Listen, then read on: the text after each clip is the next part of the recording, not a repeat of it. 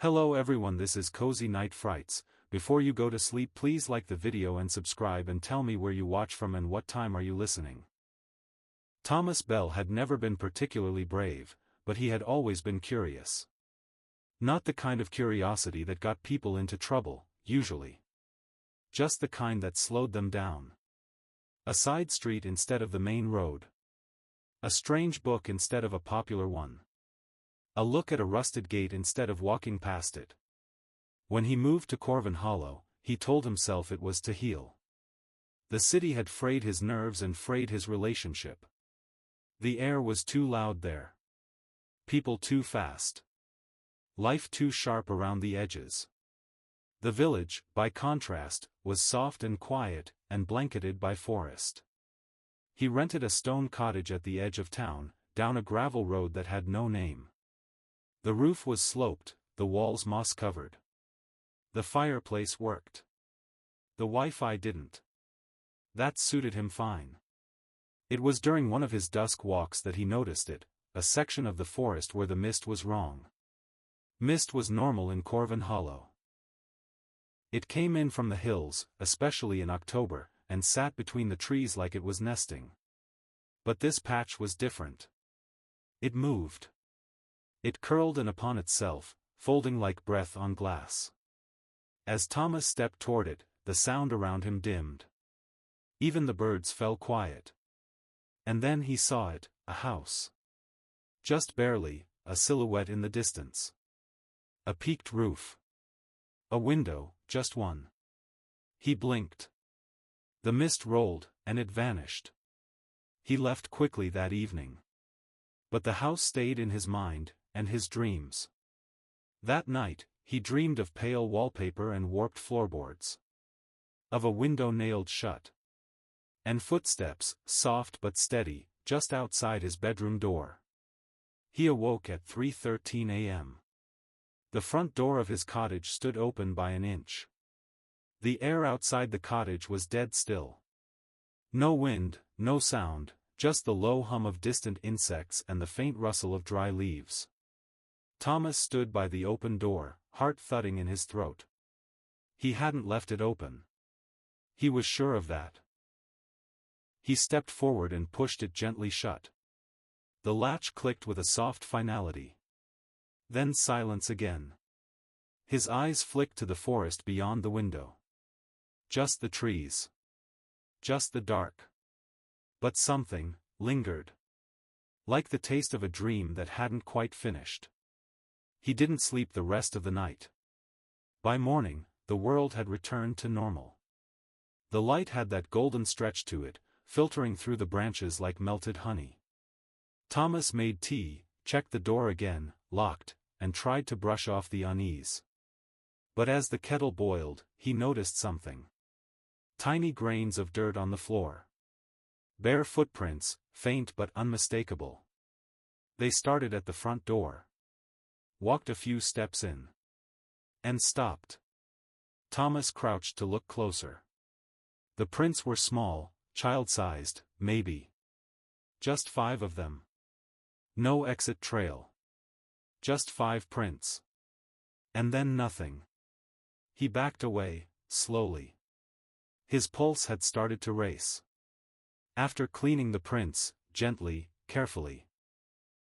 He left the house and made his way into the village. He told himself it was for supplies, but the truth was he didn't want to be alone. At the general store, he found Mrs. Whitlow again. She gave him the usual smile, warm but guarded. "Strange question," he said, trying to sound casual. "Do you know if there's a house in the forest north of here?" Her smile tightened. "Just a fraction. But enough." "No houses that way," she said. "Old woods. Not safe to go wandering. I thought I saw something. A building. Best not to look too hard. Some things don't like being seen." Thomas waited for her to laugh. She didn't. He paid for his things in silence, and walked home slower than usual, the wind whispering through the branches. That night, the dreams returned. This time he saw the hallway. A long corridor, lit by a single flickering bulb. And at the end of it, something was standing in the dark, tall, unmoving. Watching. When he awoke, there was a fresh footprint by the side of his bed. Thomas sat up, breath held, afraid to look down. But there it was. One footprint. Just one. Pressed into the worn rug beside his bed. Damp, with a trace of mud in the fibers. Like someone had stepped out of the forest and stopped inches from where he slept. He scrambled out of bed and flicked on every light in the cottage. No one. Nothing. The door was still locked. The windows shut. His hands were shaking. He considered calling someone, maybe the police. But what would he even say? There's a muddy footprint by my bed, and I think it belongs to something I dreamed about. He grabbed a flashlight and checked the rest of the house anyway, room by room. The attic was empty. The cellar too, aside from old jars and rotting shelves. But the feeling didn't leave him. It clung to him like smoke. He didn't sleep again that night. Instead, he sat by the window, watching the mist creep in through the trees. And somewhere, deep in the forest, he heard it. Creak. Just once. Like a step on old wood. He went into town the next day determined to ask someone, anyone, about the house. The real one. The one in the forest. But every time he brought it up, people changed the subject. Quickly, and with a practiced ease. At the pub, he tried an old man nursing a pint of something dark. I think there's a building out past the North Woods, Thomas said carefully. The man didn't look at him. Don't go there, he said flatly. You don't leave places like that. Not really. What do you mean? The man took a slow sip. It don't want you gone, once you're in. You'll walk away, but it follows. Gets in your head. Dreams first. Then doors. Thomas said nothing, feeling cold all over. The man glanced at him then. His eyes were clouded, one slightly milky. You've seen it already, haven't you? Maybe. Then you better start forgetting it. If you can. Thomas left soon after. The man's words echoed with every step. When he returned home that evening, he noticed something he hadn't before. In the center of the living room wall, near the fireplace, was a faint scuff. Pale, like chalk. It hadn't been there yesterday. It was a crude drawing. A stick figure. Standing next to a bed. Looking down. At someone sleeping. Thomas stared at the crude image on the wall. It was barely more than a child's scribble, done in what looked like soft gray ash, or the kind of chalk that crumbled too easily. But the shapes were clear enough. One stick figure standing. One lying down. A rectangle between them, clearly a bed. The standing figure had long arms that drooped lower than they should. Its head was just a circle. No eyes. No mouth. Thomas brushed the wall with his fingers. The chalk smeared under his touch. He wiped it off. But even after scrubbing the wall clean, he felt it was still there, burned into his mind more deeply than before. That night, he slept with the hallway light on. And still, the dreams came. This time, he was inside the house, the one in the woods. But not as he had seen it from afar.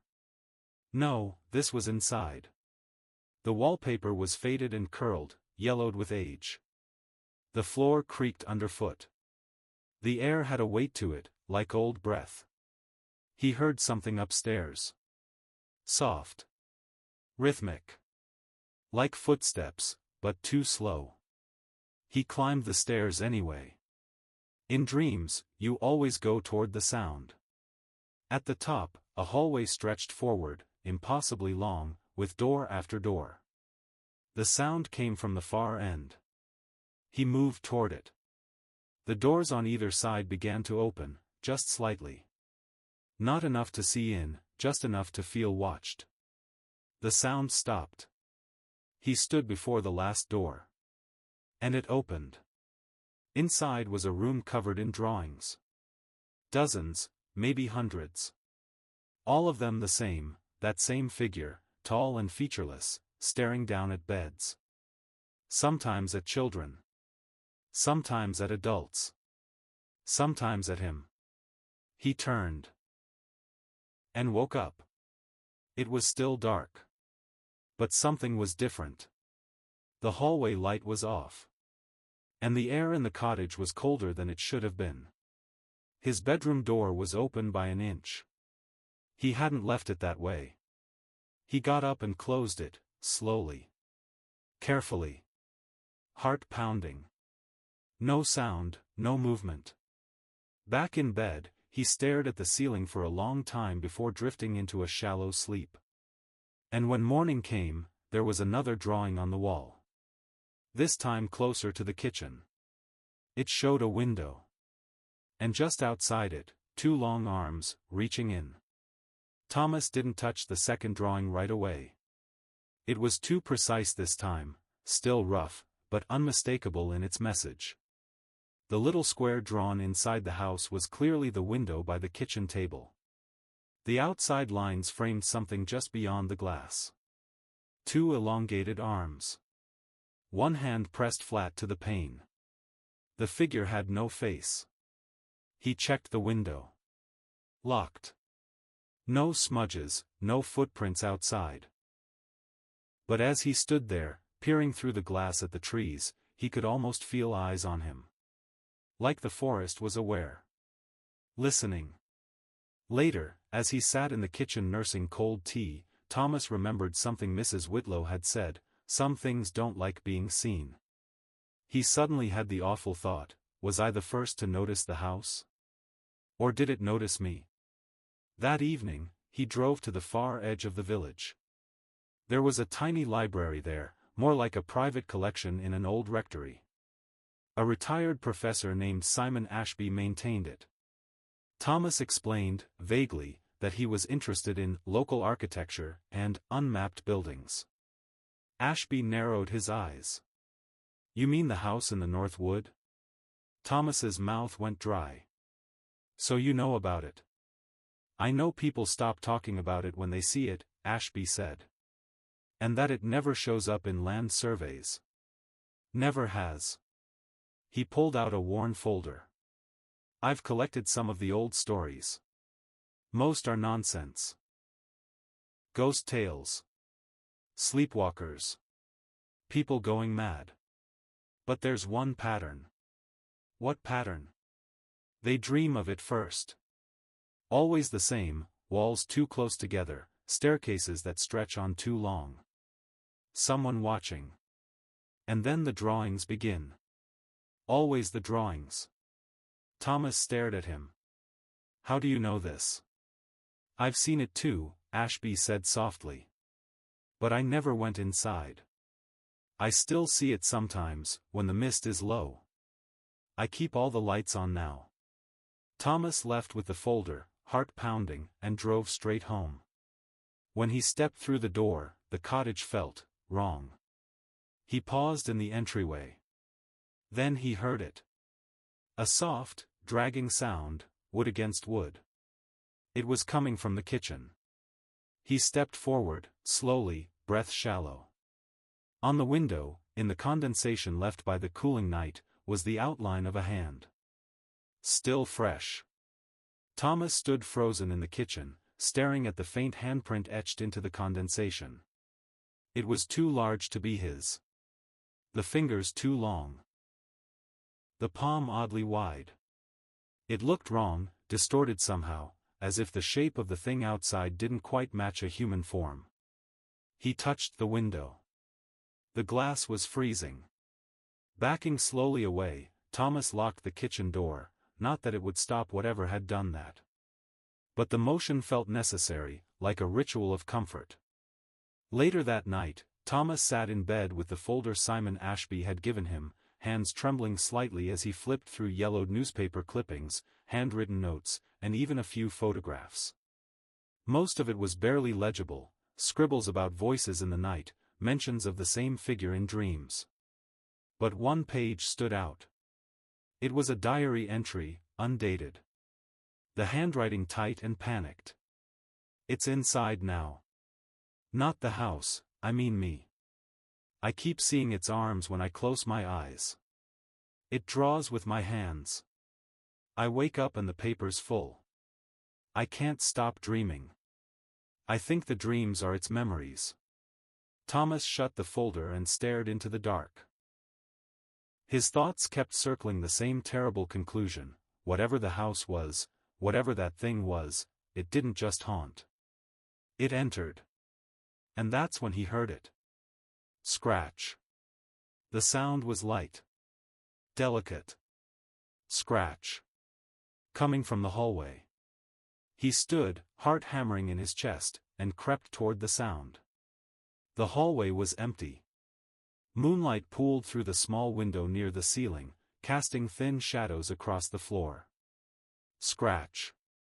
It was coming from the wall itself. He leaned in. Put his ear to the wood. Nothing. Then, a breath. Warm and close. On the other side of the wall. He recoiled, heart slamming against his ribs.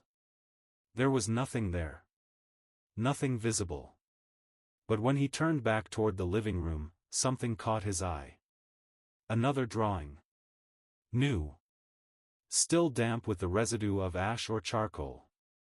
This one showed the same stick figure, but this time, it wasn't just watching from afar.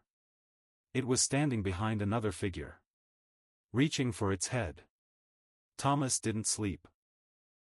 Instead, he sat in the living room with every lamp on, every curtain drawn.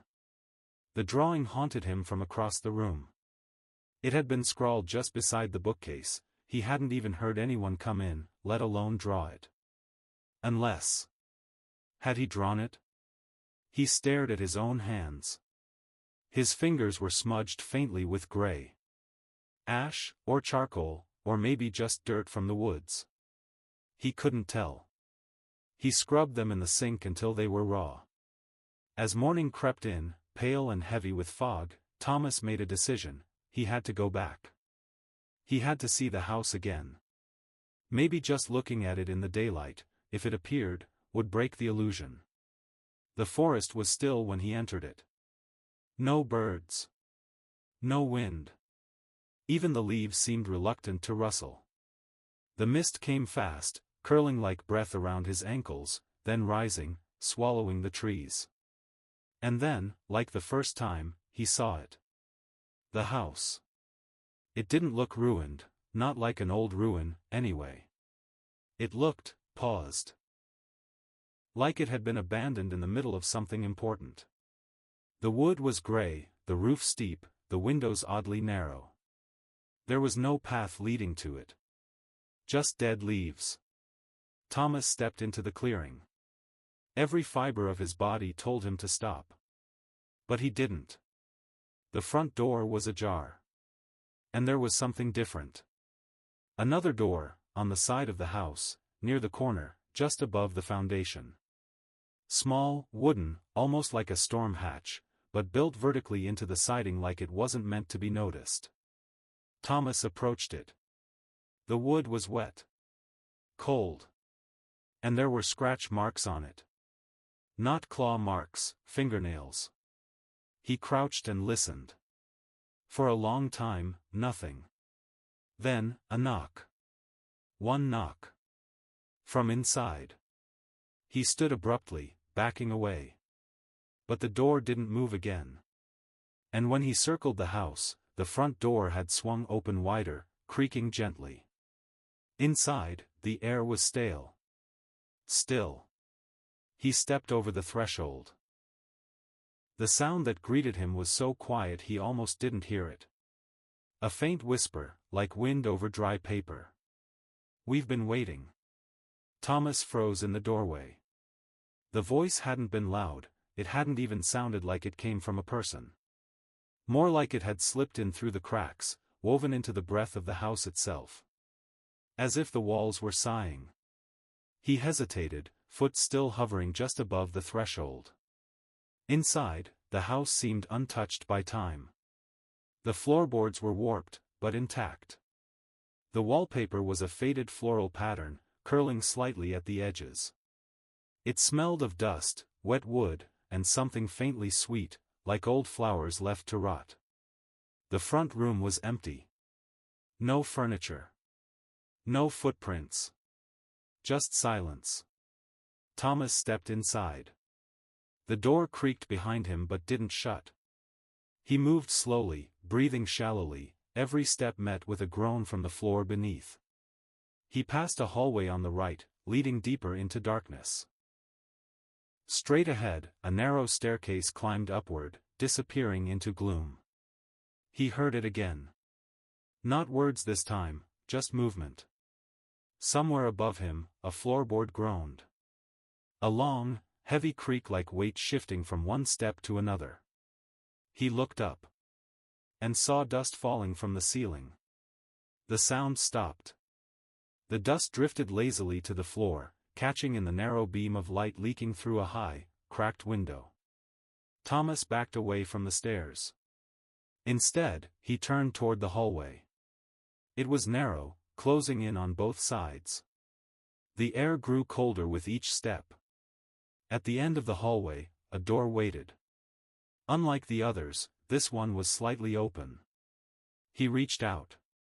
Pushed it slowly. The room inside was small. And silent. And filled with drawings. Hundreds of them. More than he'd seen in any dream. They covered every surface, walls, floor, even the ceiling. All drawn in the same style. Crude. Repetitive. Every single one showed the same figure. Tall. Eyeless. Standing at the foot of a bed. Watching. Some of the beds were empty. Some held people. Some were splashed with red. Thomas turned, ready to leave. And stopped. There was a mirror on the wall. And in the reflection, behind him, the hallway was no longer empty. Something stood at the far end. Tall. Still. Its arms dragging along the floor. Thomas didn't turn. He couldn't. In the mirror, the figure stood motionless at the end of the hallway. It was just a shape at first, blurred and smudged by the dust on the mirror's surface, but as he squinted, it sharpened. It was too tall. The head brushed the top of the hall. The arms were grotesquely long, hanging well past where knees should be. There was no face. Just skin stretched tight over the skull, pale and slightly waxy like old paper. And then it moved. Not a step. Just a tilt, its head leaning slightly, as if curious. Watching him. Thomas turned. The hallway was empty. He spun back to the mirror. The reflection was empty too. But the dust on the floor, it had changed. A long trail now stretched down the hallway. Like something had dragged itself along it. Or something had been dragged. His throat was dry. His breath came in short, shallow pulls. He had to get out. He ran, back through the hallway, across the creaking floor, and out through the front door. Into the cold. Outside, the mist had thickened. The house was already fading into it, like it was sliding back out of the world. Thomas didn't stop running until he was back at the edge of the village. He collapsed near the well, gasping. A woman walking a dog paused to look at him. She frowned. "You all right?" I saw it," he managed. "Inside." It was inside. Her face paled. She looked at him a moment longer, then said, quietly, "Did it follow you?" "What?" "They say it can. If you see it clearly. If you go too far in." Thomas didn't answer. The mist was curling between the cottages now, thinner, but still present. Still watching. He walked home. That night, he bolted the doors, nailed the windows shut, and placed bowls of salt at every entrance. He didn't know if it would help, but he remembered old stories. Old protections. He drifted off to sleep, finally, just after midnight. And woke again, suddenly, to a single sound. Scratch. Not from the walls this time. From under the bed. Thomas froze, the sheets clutched to his chest like a shield. The sound had been unmistakable, something thin, something sharp, dragging slowly across the wood beneath his bed. Scratch, pause, scratch. He sat upright and reached blindly for the lamp. The switch clicked, but nothing happened. Darkness. He tried again. Click. Nothing. The power was out. The only light in the room came from the faint glow of the moon, slanting through a gap in the curtain like a blade of cold silver. He slid one leg out from under the covers. The floorboards creaked. He leaned down, his breath shaking. The darkness beneath the bed seemed deeper than it should be. "Hello?" he whispered, hating the sound of his own voice. Silence. He reached for his phone on the nightstand and turned on the flashlight. And slowly lowered himself to the floor, tilting his head to peer beneath. The beam of light trembled in his hand. At first, he saw nothing but dust and the rough wooden planks. Then, movement. At the very back of the space, pressed into the farthest corner, was something pale. A hand. Too long, too flat. Pressed against the floor, as if waiting. Then it slid back into the darkness, retreating like a spider under a rock. Thomas scrambled back onto the bed, nearly dropping the phone. He didn't sleep. He sat up until dawn, eyes locked on the floor, flashlight clutched tightly.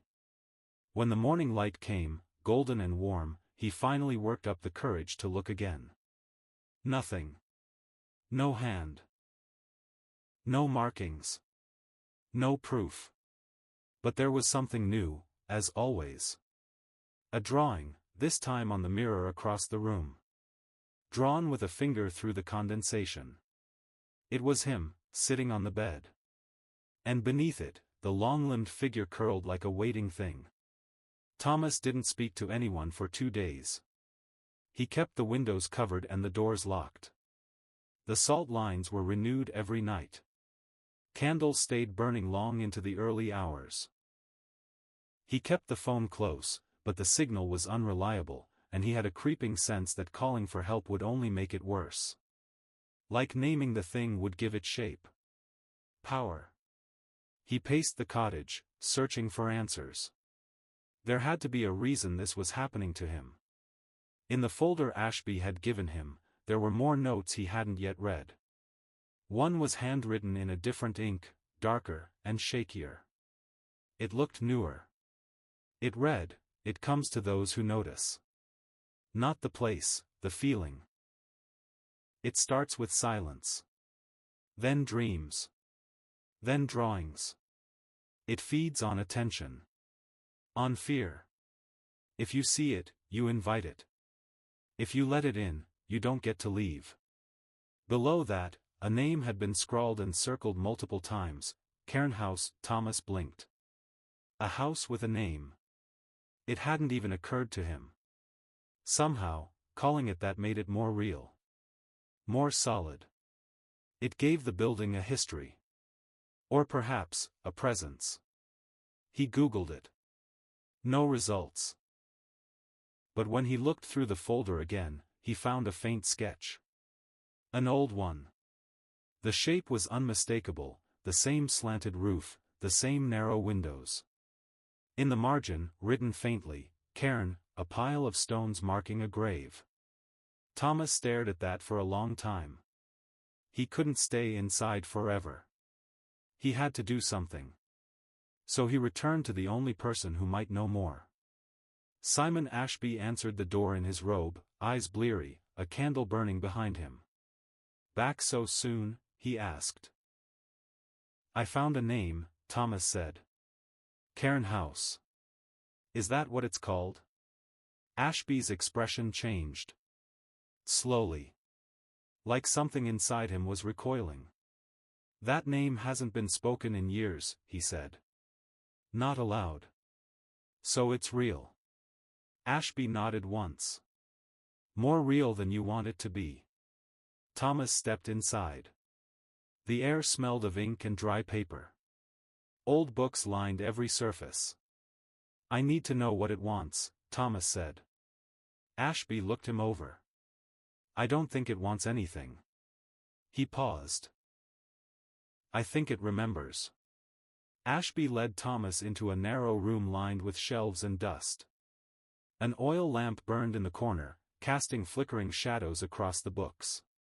He sat in a cracked leather chair, motioned for Thomas to do the same. You've been dreaming, haven't you? Ashby asked. Yes, Thomas admitted. The house. The drawings. It's not just in the woods anymore. Ashby nodded slowly, like he'd heard it all before. They always say that. Once it sees you, it starts making room. It folds you into itself, little by little. Your walls get thinner. The space inside you gets hollow. And it fills it. What is it? Thomas asked. A ghost? A spirit? No. Not like that. I don't think it ever lived. It's more like a scar in the world. Something left behind. Cairn House was built in the late 1800s, but it was never listed, never mapped. Even the builders don't have names. Then how do you know about it? Ashby reached behind his chair and pulled out a black leather notebook, older than the others. The cover was cracked. He opened it with great care. This journal belonged to my great-grandfather, he said. He was the first in our family to see the house. He was 10. He never went inside, but he dreamed about it until the day he died. Thomas leaned forward. What happened to him? Ashby hesitated. He drew. Constantly. Hundreds of pictures. They started out vague. Shapes, shadows, eyes. But over time, they changed. They started to look back. He turned a page. The drawing was familiar. The tall figure, long arms, no face, standing at the foot of a child's bed. Thomas's blood ran cold. Ashby continued, voice low. He said the drawings weren't from him. Said he'd wake up and find them in his hands. That he never remembered making them. Thomas whispered, I've seen the same thing. Ashby looked up sharply. Then it's chosen you. Thomas stood suddenly, heart racing. What do I do? You leave, Ashby said. Now. Today. Get on a train, cross a sea, burn your clothes, forget your name if you must. But don't go back to the house. Thomas stared at him, the weight of those words sinking deep. But it was already too late. Because somewhere, back at the cottage, the door he'd nailed shut had just opened. Thomas left Ashby's home in a daze. The clouds hung low as he walked. Every tree felt too still, as though the forest were waiting. Watching. A pressure filled the air, thick, tense, like the moment before a storm. He rounded the bend toward his cottage and stopped cold. The front door was open. Not just ajar, wide open, as though someone had walked straight in. Or out. He had nailed it shut. Salted the threshold. Locked it. None of it had mattered. The silence in the yard was complete. No birds. No insects. Even the wind held its breath. Thomas stepped forward, heart hammering in his ears. The interior looked untouched at first glance.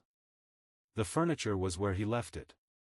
The lamps were off, the curtains drawn. But then he saw it. A trail. Faint black dust, like ash, led from the threshold into the hallway. It moved in long, uneven smears, as though something had been dragged. Or had crawled. He followed it. In the hallway, the drawings had multiplied. Not just 2 or 3, dozens, covering every wall. Some had been scratched into the plaster with fingernails. Others smeared in what looked like soot, or ink. All showed the same scene, Thomas, sitting in his bed. At the window.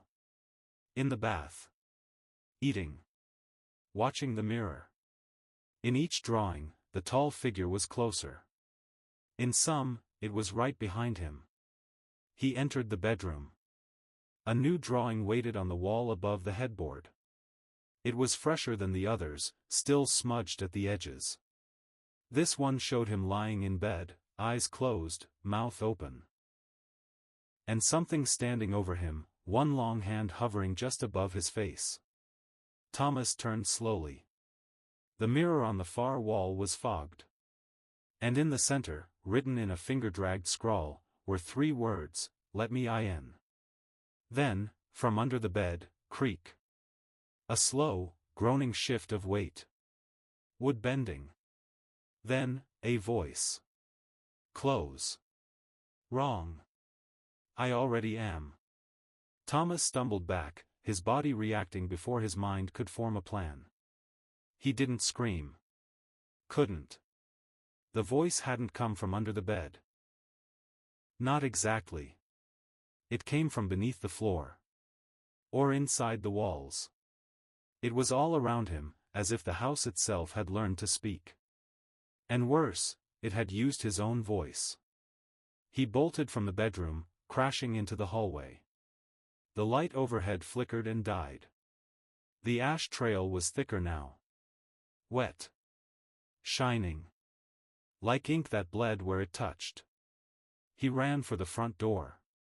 Still open. He crossed the threshold and turned, but the house didn't look the same anymore. The windows weren't dark. They were watching. Not like eyes, but like mirrors turned inward. He could feel his own reflection looking back at him from somewhere deeper in the walls. Thomas didn't sleep that night. He returned to Ashby's house just before dawn. Ashby didn't greet him. He simply opened the door and stood aside. "I told you," he said quietly. "It never lets go." "I don't think it's just the house," Thomas said. "I think it's in me now." Ashby nodded. "Yes. That's how it begins." They sat in the back room. Thomas shook. His tea went untouched. "There must be a way to break it," Thomas said. "A ritual, a symbol, something." Ashby stood and pulled another book from the shelf. It was older than the others, its cover cracked and burned in places. He laid it gently on the table and flipped through until he found what he was looking for. A passage written in Latin. And beneath it, a rough translation, "The one that watches becomes the one watched. The soul is a doorway. When it opens, it cannot be shut. Only a sacrifice can close it." Thomas paled. "What kind of sacrifice?" Ashby's eyes were heavy with pity. "You don't want to know." Thomas pushed the book away. "I can't live like this." "You're not living anymore," Ashby said. "Not fully. You're a shadow it's learning to wear." Thomas stood, unsteady. "Then I'll burn it. I'll burn the house down." Ashby said nothing. As Thomas left, the wind picked up. Leaves swirled down the path. Far behind him, at the edge of the forest, the mist had already begun to rise. Thomas returned to the house with a gas can in one hand and a lighter in the other. He was done being afraid. Done running. He would burn it to the ground and end whatever it was that had slipped into his life. Into him. The forest felt different as he walked through it, like it had widened to let him pass. The trees leaned away from the path. The mist pulled back, curling low to the earth. The house stood as before, crooked and silent, yet somehow waiting. The front door hung open again, inviting. Thomas didn't hesitate. He stepped inside, sloshed gas across the warped floorboards, against the walls, up the stairwell, and into the back hallway where the drawings had spread like fungus. He didn't look at them. He struck the lighter. Flame burst to life, flickering steady in his hand. He dropped it. The fire flared, and went out. Just like that. Not snuffed. Swallowed. The gas still reeked in the air, still wet on the floor, but the flame had simply vanished. He tried again. Again. Each time, the fire sparked and then disappeared. Like something in the air refused to burn. The silence deepened. Then, a sound, whispering, low and distant. Not words, exactly, but shapes of thoughts pressing against his skull. He backed away, nearly slipping on the gas. The drawings were changing. Right before his eyes, the lines on the walls began to twist. Figures bent, stretched, and reformed. The watcher became the watched. The beds emptied. The faces opened into black circles, mouths. Every mouth was screaming. Silent, but screaming. He turned and ran. Out of the house, into the mist, tripping over roots and rocks. He didn't stop until he could no longer see the trees behind him. He collapsed in the grass, gasping. Above him, the sky looked wrong. The clouds were too still. The stars too dim. And when he looked at his hands, they were covered in black dust. The drawings hadn't stopped. He was still making them. Even now. Thomas awoke on the floor of his cottage. He didn't remember walking home. Didn't remember anything after falling in the grass outside the forest. The gas can was gone. His clothes were clean. But on the walls around him, new drawings. Hundreds. They lined every room now. Not just in charcoal or ash, but in pencil, crayon, soot, even nail scratched into the paint. His hands were raw. His fingernails cracked. His palms were flecked with splinters. He didn't remember making them. But he must have. Some showed scenes from his dreams, doorways that bent impossibly, staircases spiraling into nothing. Some showed the forest, dense and wrong. Others showed him, sleeping, sitting, staring. And always, the figure. Behind him. Watching. He found a drawing in the bathroom mirror. Scratched into the glass. It showed a man kneeling. Arms outstretched. The figure behind him was reaching into his chest, like pulling something out. Thomas backed away, heart racing. He didn't know what was worse anymore, the idea that the thing was in his house, or that it had always been in him. That night, he tried not to sleep. But sleep came anyway. In the dream, he stood at the top of the house's staircase again. The lights were gone. The wallpaper curled like peeling skin. Below him, the hallway stretched into blackness. He heard crying. A child's sobs, faint and muffled. He descended the stairs. The sound grew louder. The air smelled of mold and rot. The walls pulsed as if breathing. At the bottom was a door he hadn't seen before. It was narrow, low, just tall enough for him to crawl through. He opened it. Inside was a room full of drawings. Not on paper, on people. Figures knelt in rows, unmoving, their skin marked in black symbols and pale scars. Their faces were turned to the wall. Their mouths open in silent screams. One turned toward him. It had his face. He woke with a shout, drenched in sweat. He staggered into the hallway. And saw a new drawing, fresh on the wall, still wet, a room full of kneeling copies of him. One looked out from the page. Its eyes were real. And they blinked. Thomas stumbled back, nearly tripping over a stack of books. The drawing stared at him. No, it watched him.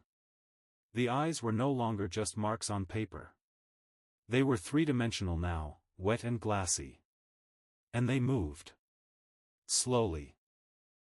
Deliberately. Tracking his every breath. He turned and ran into the kitchen, grabbing a knife from the drawer, not because he thought it would help, but because holding something solid kept him tethered to what little reality he had left. He returned to the hallway.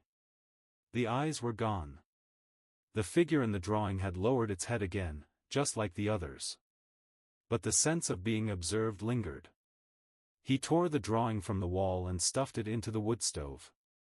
Lit a match. Watched the edges curl and blacken. The fire hissed as if the paper were wet. It screamed. The sound was faint, like air escaping a tiny mouth. But he heard it. The smoke smelled of bone. He sat down, shaking, clutching his temples. His mind was unraveling, memory by memory. He couldn't recall what day it was. He couldn't remember the last time he ate. Or slept without dreaming. Or woke up without a new drawing appearing somewhere in the house. He picked up his phone. Tried to call Ashby. No signal. He tried to leave the house. The moment he stepped across the threshold, the world outside twisted. The trees leaned inward. The mist surged forward like a living thing. The air tasted of rust and old stone. He took one more step. And the forest looped. He was back at his own door. He stepped off the porch. Again, the forest bent and curved, and he was in front of his house once more. He was trapped. Not in a house. In a pattern. A ritual that kept resetting itself. He went back inside and found a message on the mirror, this time written in his own handwriting. "You are the walls now." Thomas stared at it. And realized, he could no longer hear his own heartbeat. Thomas pressed his fingers to his wrist. Nothing. No pulse. He rushed to the sink and turned on the faucet.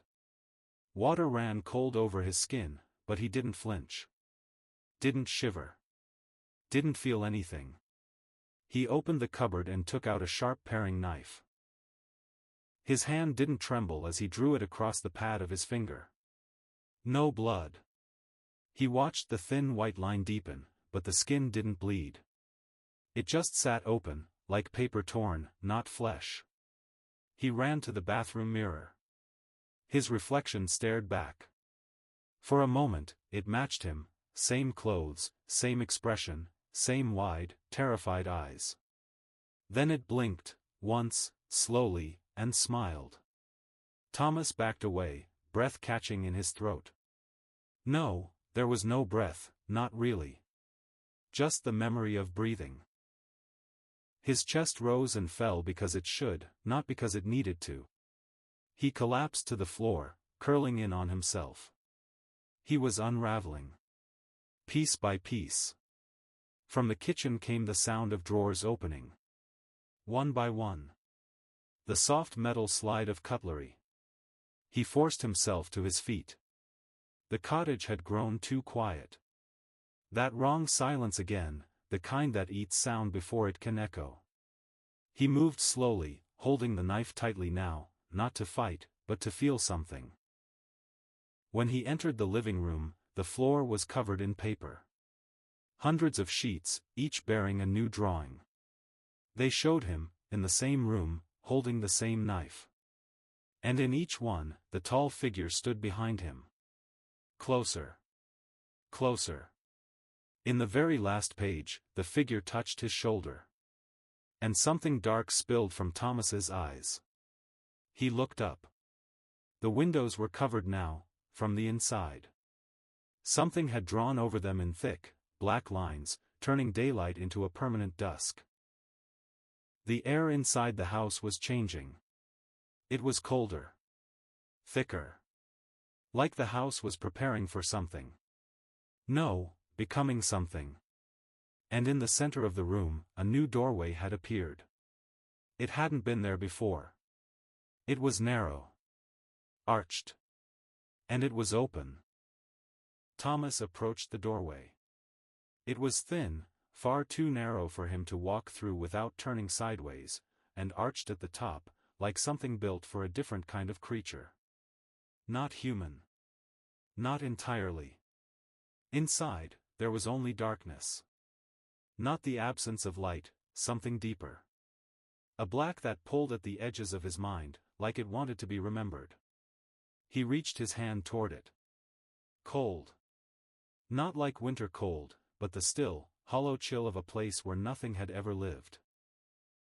A void, echoing in silence. The moment his fingers brushed the air inside the threshold, he remembered something that hadn't happened yet. He saw himself, older. Not much, but worn. Hollow-eyed. Sitting at a desk in a windowless room, drawing. Over and over.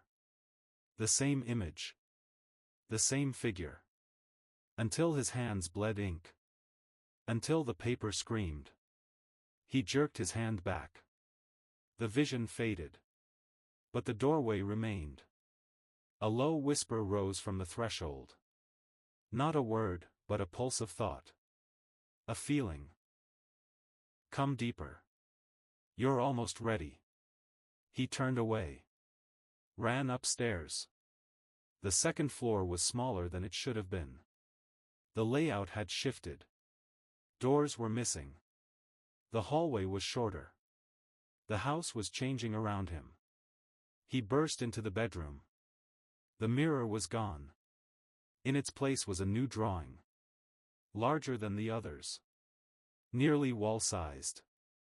Done in deep black lines that shimmered slightly when he looked at them too long. It showed him walking through the arched doorway. Head bowed. Arms limp. Behind him, the tall figure followed. Its hands reached out, not to touch, but to guide. Like it was escorting him home. Thomas slashed the drawing with the knife. The paper bled black. The floor shuddered beneath him. He heard footsteps, slow, deliberate, on the stairs below. And then, the unmistakable groan of something large pulling itself up the walls. He turned toward the hallway. And saw shadows begin to stretch, lengthening like fingers. Thomas backed into the far corner of the bedroom, knife still clutched in his hand, though he doubted it could protect him from whatever was now ascending the stairs. The groaning continued, wood flexing beneath something heavy. But there was no rush, no panic in its movement. It climbed with purpose, like it had done this before. Many times. A long shadow crept across the threshold. It moved like smoke, like spilled ink in water. One elongated limb stretched through the doorway. Too thin, too long, jointed wrong. The fingers touched the floor, then curled, testing the space like it was checking if the room was ready. Thomas felt something shift behind his eyes. Like pressure. Then the figure entered. It didn't walk. It folded. It moved the way a puppet might if it were being controlled by hands that didn't understand the body it mimicked. Limbs stretching, bending in angles that should break bone. The head scraped the ceiling as it passed under the archway. It had no face.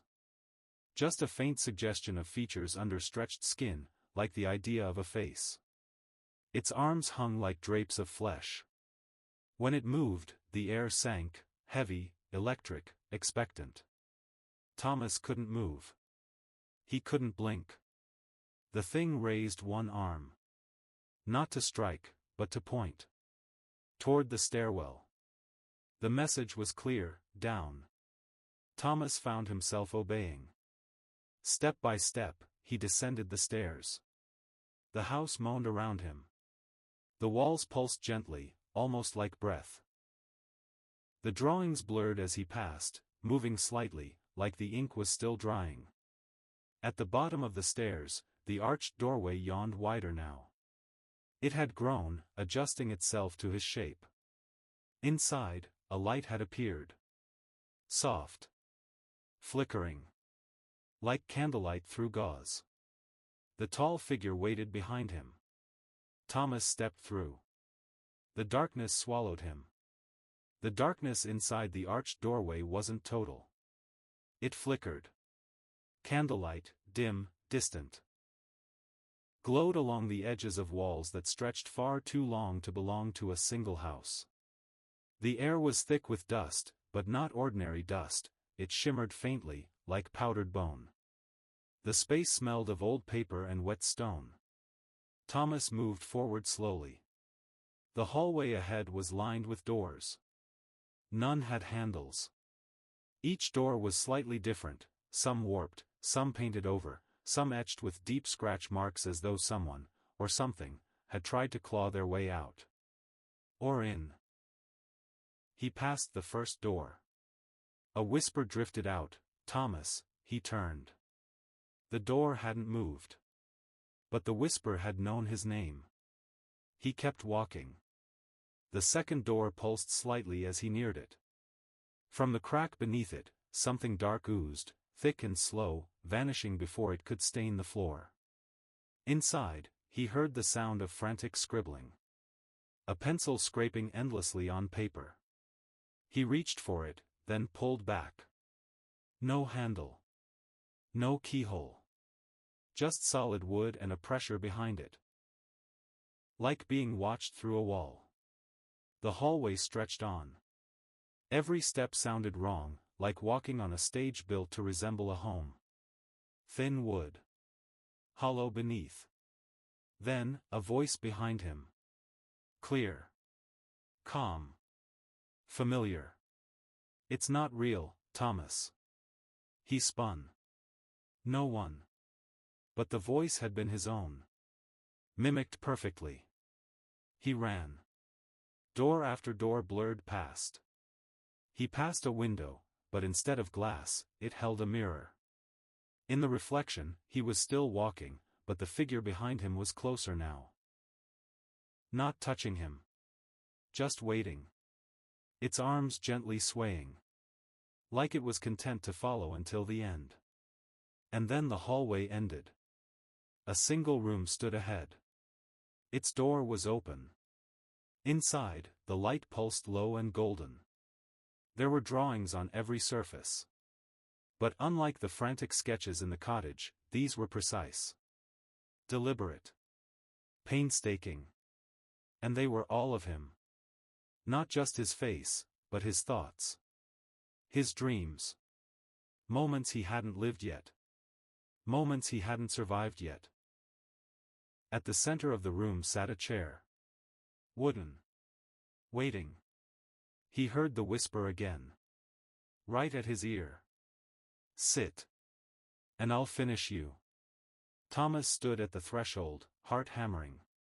The chair was simple, oak, maybe.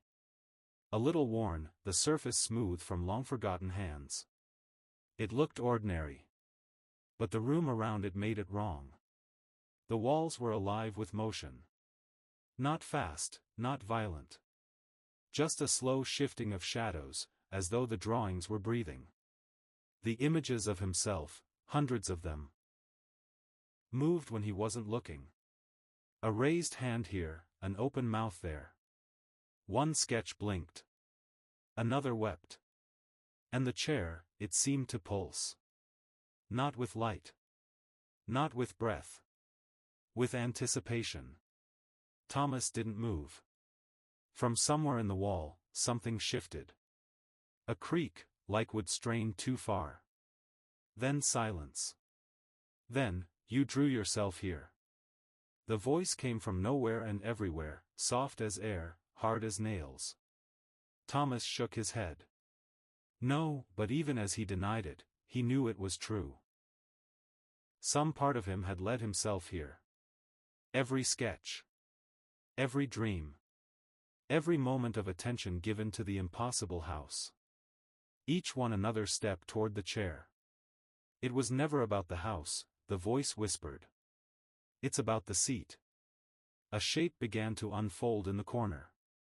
Not the tall figure this time, this was smaller. Human-sized. Limbs curled into itself, thin and shaking. A face hidden behind its arms. Thomas stepped toward it. It looked up. It was him. Not older. Not younger. Just used. Eyes sunken. Lips pale. Hands covered in charcoal and scratches. The other Thomas spoke in a broken voice. If you sit, it stops. Thomas hesitated. No more drawings, the reflection croaked. No more dreams. You become part of the house. And it leaves you alone. You just have to give up. His legs moved of their own accord. One step. Then another. The chair called. It wanted him to give in. To stop running. To become the next watcher on the wall. He stood over it now. Everything went quiet. The drawing stilled. The shadows froze. Even the house waited. Thomas reached out. His fingers touched the chair's back, and something grabbed his wrist. From behind. The grip was cold. Not icy, but hollow, as though no blood had ever passed through the hand that now clutched Thomas's wrist. The fingers were long and smooth, too smooth, like polished bone. He spun, expecting the tall figure.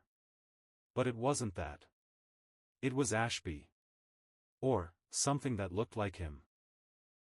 His face was pale, thinner than before, stretched tight like wax left in the sun. His eyes were dark, not in color, but in depth. They held no light. Ashby didn't blink. He spoke, but the voice was different. Not like before. Lower, distorted, like a record slowed too far. Get up, Thomas. Thomas shook his head, dazed. How are you here? This isn't a place, the thing wearing Ashby said. It's a pattern. You fell into it. I was the last to try to leave it. Before me, others. Before them. Nothing. What happens if I sit? The Ashby thing tilted its head. You become part of it. A piece of the pattern. A loop in its memory.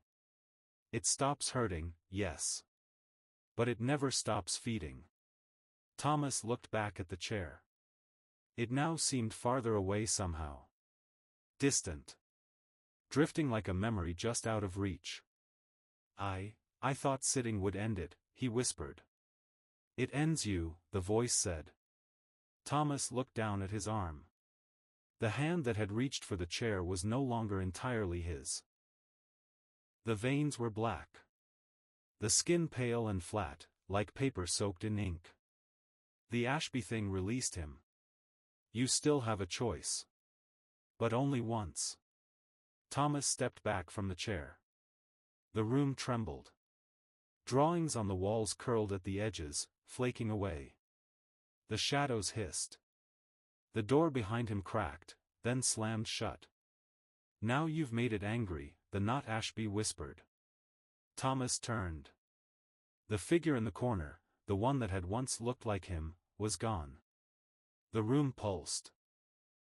Then all the drawings on the walls opened their eyes. Hundreds of black, inky orbs, all staring at him. The voice that wasn't Ashby whispered again, softer this time, run. The eyes blinked. All of them.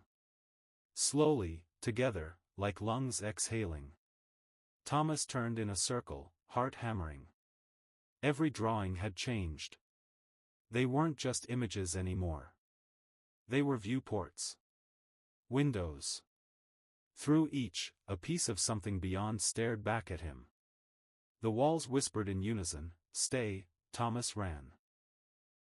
He grabbed the door handle, there wasn't one before, but now it had appeared, and yanked it open. The hallway beyond was different. Warped. Stretching in both directions like it had been painted too long. The air was heavier now. The color wrong. He turned to the not Ashby, but it was gone. In its place, just behind the chair, stood the tall figure again. Its hands were longer now. Its arms dragged behind it like a wedding train. It didn't move to chase. It didn't have to. Thomas sprinted into the hall, his footsteps echoing on wood that didn't quite feel like wood anymore. It was too soft. Too warm. Like running across the back of something sleeping. Doors slammed as he passed them. Some burst open just wide enough to let out a hand, or a whisper, or the click of something sharp on the floor. Behind him, he heard the slow, steady drag of footsteps following. Not hurrying. Just arriving. He took a sharp turn at the end of the hallway, and ran directly into a wall. No door. No window. Just smooth, unbroken surface. He turned back. The hallway was gone. Replaced by a narrow stairwell leading down. It twisted out of sight, tight and close like the inside of a throat. The dragging sound was louder now. Thomas descended, breathing hard, the shadows clutching at his heels. With each step, the air grew colder. Tighter.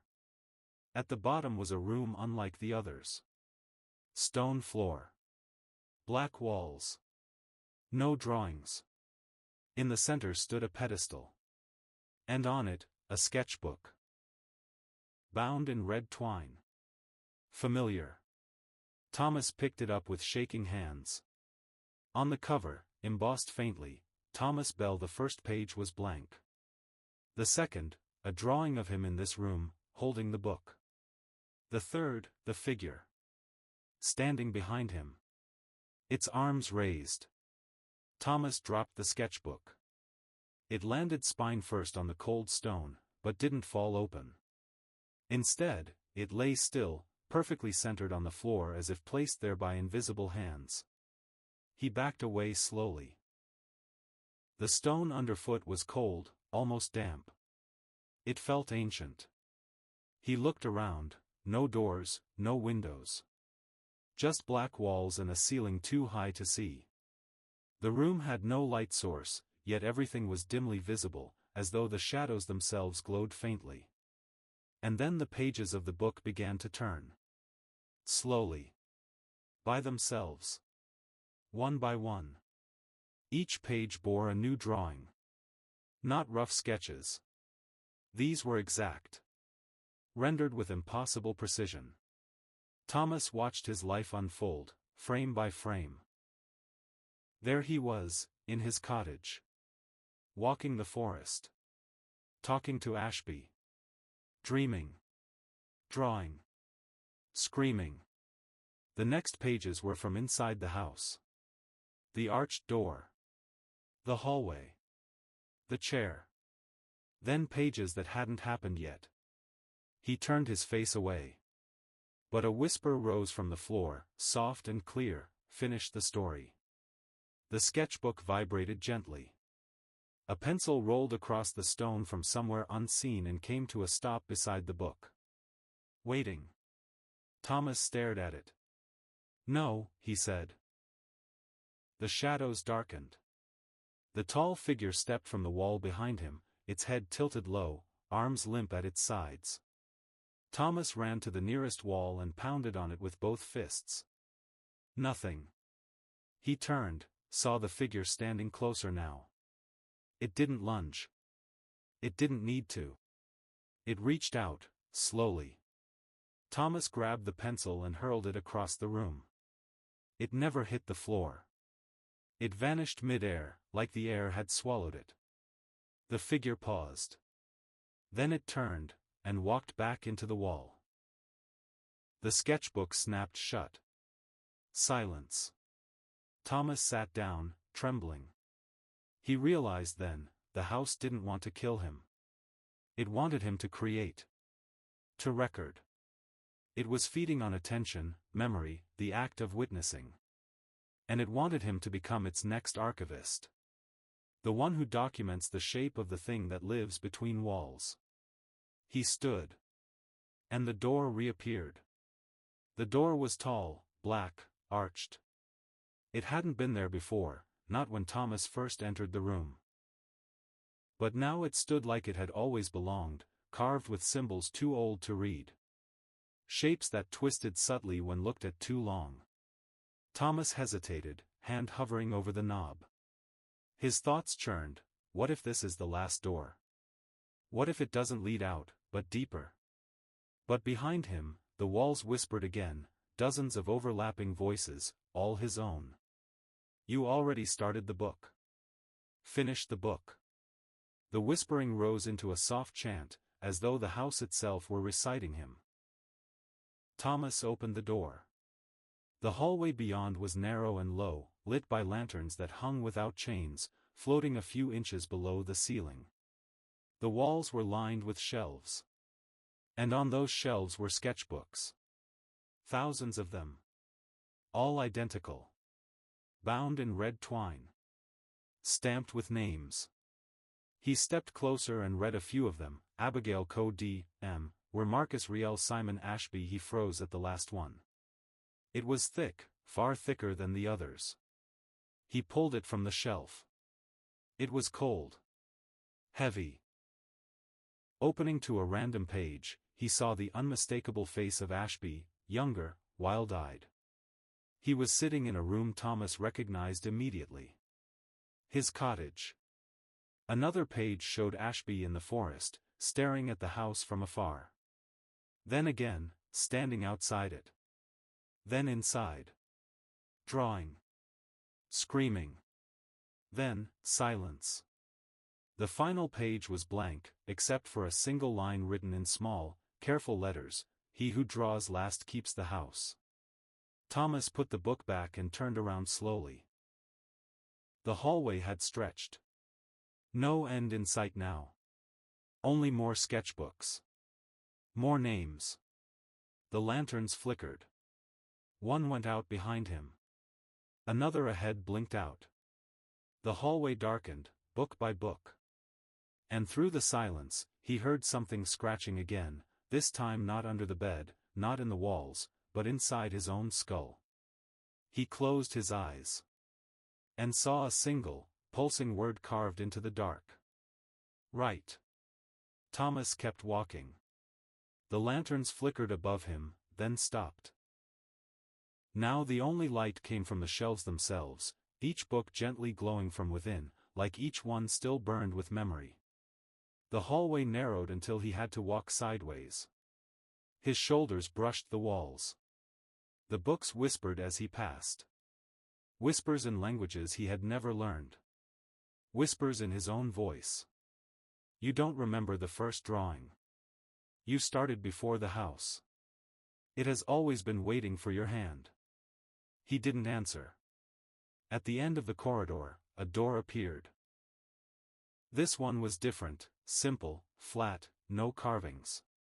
It looked like the kind of door you'd find in a school or a hospital. White paint. Silver knob. He opened it. The room beyond was clean. Bright. Ordinary. It looked like a studio. A single table. A chair. A clean sketchbook on the desk. A pencil. And nothing else. No windows. No doors, not even the one he came through. Thomas turned. The doorway behind him had vanished, replaced by a blank wall. He was alone. He approached the desk. The sketchbook was labeled in fine handwriting, "This is where it ends." He opened it. The first page was blank. He turned to the next. Blank. And the next. And the next. He flipped quickly, page after page of untouched paper. Then, just before the last page, he saw a sketch. It was him. Sitting in the room. Turning the pages. On the final page, him again. This time much older.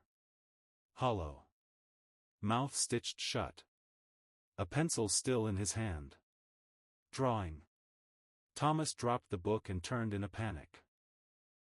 Still no door. Just the room. Just the book. Just the pencil. And then he heard it. The scratching sound again. Only now it was coming from beneath the floor. Rising. Fast. The tiles began to buckle under his feet. The desk trembled. He turned back to the book, just in time to see a new page begin forming. Lines appeared, one by one. Not his hand. Not his pencil. Something else was drawing him now. Thomas backed away from the desk, eyes fixed on the page as it finished itself. It showed him standing exactly where he stood now, hands trembling, mouth slightly open, a look of disbelief on his face. And then, in the corner of the page, something rising. Not fully formed. Just the beginning of a shape. Claws? Limbs? Fingers? The paper pulsed faintly as though it had veins, as though it was breathing. The tile beneath Thomas's feet cracked. He jumped back just as a seam split through the floor. Straight down the center of the room. A thin black line appeared, widening slowly. From the crack came the smell of scorched parchment. And deeper, a hint of rot. Like wet paper left too long in the dark. He turned to the walls, looking for a way out. Still smooth. Still blank. Then the lights above him dimmed, not all at once, but one by one, like stars dying in the sky. The sketchbook on the desk opened to a new blank page. The pencil stood upright now. Balancing. Waiting. Then it moved. Scratching across the paper, fast and erratic. Thomas crept closer. This time, the drawing was different. It showed him sitting at the desk, head bowed, hand moving furiously across the page. But in the sketch, he was smiling. A wide, unnatural grin, mouth stretched too far. Eyes empty. Something had changed. The figure wasn't just drawing, it was being drawn into a vessel. The floor split wider with a thunderous crack. From beneath it, two long, pale fingers emerged, slow, probing, patient. They curled around the floor's edge and pulled gently, testing the weight of the room. Thomas stumbled back, slipped on a loose tile, and hit the floor hard. His head swam. And above him, he saw it, the drawing was no longer of the room. It was of his body, on the floor. Eyes wide. Limbs limp. Something was crawling out of the page. And it looked just like him. It climbed out of the page with unnatural grace. Not fast, deliberate. Confident. Like it had always known how to wear him. The other Thomas, paper pale, eyes dark as void, rose slowly from the sketchbook, joints cracking faintly as it unfolded itself into three-dimensional space. Its smile stayed fixed, wide and grotesque, pulled too far at the corners. The grin of a mask that couldn't come off. Thomas scrambled back on the cold floor, still staring. The crack in the floor had stopped widening. The hand beneath had paused, like whatever was down there was waiting to see if its emissary would be enough. The other Thomas tilted its head. And then, it spoke. In Thomas's voice, but distorted. Hollow. As if echoing from the inside of a tunnel. You've seen enough. You've remembered too much. This was always meant to happen. Thomas shook his head violently. I didn't choose this. The thing took a step forward. Its feet made no sound. But you paid attention. You kept watching. Kept recording. You gave it shape. It crouched now, just a few feet away. That's all the house ever needs. Someone to finish the line. Thomas stood, wobbling. You're not me. The other Thomas smiled wider. Not yet. But when you sit, when you draw the last page, I'll be real. And you'll be quiet. It moved faster than it should have, surging forward. Thomas lunged for the desk, grabbing the sketchbook. The pencil leapt into his hand like it had been waiting. The other Thomas froze, inches from him, face split with delight. Yes, it hissed. Write it. That's what we want. Thomas stared down at the blank page. He could feel the house pulsing all around him now. The walls trembled. The floor quivered underfoot. If he wrote, it would complete the cycle. If he refused, would the house let him? He hovered the pencil over the paper, and instead of writing a scene, he scrawled a single line: "The house is a lie." The paper screamed. The floor erupted. And the room began to collapse. The walls buckled inward. Not like plaster, like skin. Flexing. Twitching. The scream from the sketchbook didn't stop, it grew louder, rising in pitch until it was no longer a sound, but a sensation that drilled into Thomas's spine and splintered behind his eyes. The other Thomas staggered back, hands clutching at its ears. Its skin flickered, like a damaged screen. One moment it looked like Thomas, the next like something older, taller, stitched from shadows and intent. The floor beneath them cracked wide open. Thomas dropped the pencil and ran. The walls twisted violently, their smooth surfaces writhing with black ink, as though the house was trying to erase itself, its structure unraveling under the weight of his defiance. Behind him, the other Thomas shrieked, not in fear, but in fury. "You broke it. You were supposed to finish it." The floor vanished. Thomas fell. Fell through black. Fell through pages, his own memory sketched around him in midair, spinning like leaves in a storm. He saw himself as a child, drawing in his bedroom. Saw the forest. The house. The first time he dreamt of the hallway. The first footprint beside his bed. The first whisper in the walls. And then, silence. He landed hard, on carpet. His eyes opened. He was in his cottage. Morning light filtered through the curtains. Birdsong outside. The kitchen smelled of dust and stale bread. No drawings on the walls. No figure at the foot of the bed. He sat up slowly. Breathing. Breathing? His chest rose and fell. A pulse beat in his wrist. He was alive. For the first time in what felt like days, Thomas laughed, short, sharp, disbelieving. It was over. It was. He froze. On the nightstand beside his bed sat a red twine-bound sketchbook. Blank. Waiting. Holmes stared at the sketchbook. It hadn't been there the night before. He was sure of it. No part of him could imagine calmly setting it down after everything he'd seen. Yet there it sat, crisp and waiting. The red twine binding was perfectly wrapped, not frayed or scorched like the ones in the hallway of names. This was new. Or worse, it had always been there. He didn't touch it. Not yet. He stepped out of bed. The house was quiet. Not the wrong kind of quiet, the silence he remembered before the dreams had started. The honest kind. The kind that comes with fog on windows and the ticking of old wood. He walked through each room, slowly, cautiously. No drawings. No voices. No shifting shadows in the corners of mirrors. He even opened the front door. The village beyond was still there. The air was cold and real and full of life. A woman walked her dog on the distant path. She waved. He waved back. Everything was normal.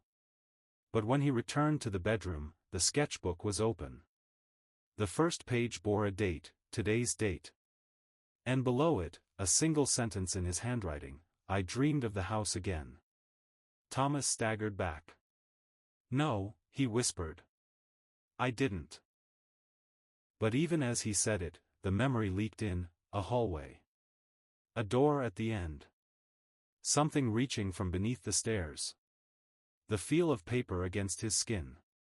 He hadn't dreamed it. The book had given him the memory. He slammed it shut. Wrapped it in cloth. Stuffed it in a drawer beneath winter clothes. Closed the drawer hard. But that night, as he lay in bed, he stared at the ceiling and thought about the arched doorway. The way it had grown to fit him. The way it had waited. And then he remembered something else. He hadn't escaped. He had just been released. Thomas tried to live. He tried very hard. In the mornings, he drank coffee by the window. He read old novels from the shelf. Took long walks through the village. Smiled at people. Asked for fresh bread. Gave the impression that he was normal again. But he never forgot the book. He could feel it in the drawer. Not as an object, but as a presence. It pulsed faintly at the edges of his thoughts. Not pushing. Not even calling. Just existing. Waiting like an open eye behind a wall. He moved it once, tried to burn it. The fire would not catch. It didn't resist, it just refused. Like trying to set fire to a reflection. One night, weeks later, he awoke with charcoal on his fingers. He hadn't drawn anything. Not consciously. But a scrap of paper sat beside his bed. It showed the view from his window. And in the trees across the field, the figure. Still faceless. Still tall. Still watching. He began to hear things again. Not always.